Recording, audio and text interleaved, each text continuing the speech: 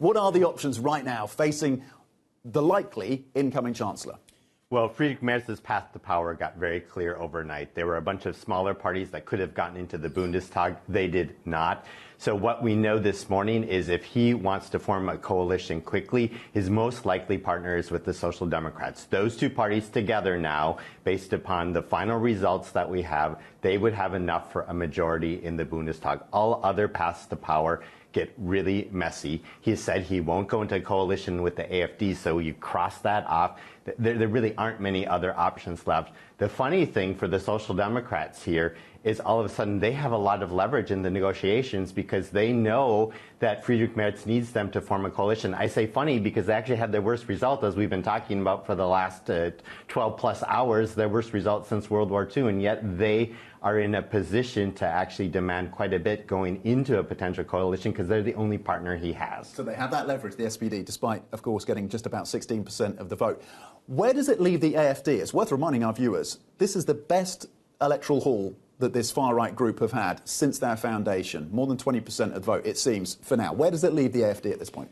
So at this point, in terms of their ability to affect policy, they didn't get to a blocking minority. They would have had to get over 30% in order to do that. But obviously, they have already been affecting policy given how the voters have shifted to the right. I was looking this morning, what were the top concerns for voters? The main thing was safety and immigration, and the second thing was the economy. So these are some of the things that the AfD has been talking about.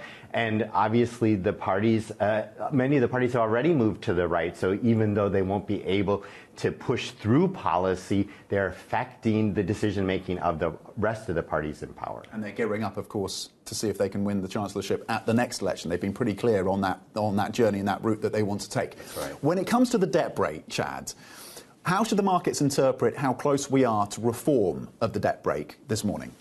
So at this point, there is actually, I said the AfD doesn't have a blocking minority on its own. The AfD and a party on the far left together, in theory, have that blocking minority. So the parties in the center, basically to change the Constitution, you need a 2/3 majority. The parties in the center do not have that in the new Bundestag. That includes the Greens. That includes the Greens. So the Social Democrats, Greens, and Christian Democrats together, they don't get to the 2/3. So they can't on their own change the Constitution without one of these other two parties that have made it into the Bundestag joining them. What they can do with the debt brake, though, and it's important to remember, is they can suspend it for a year and say we have an emergency. We need to spend more money to help Ukraine. I think that's going to be the most likely outcome. They will set up some sort of special defense fund. We saw that when the war started. They did something similar.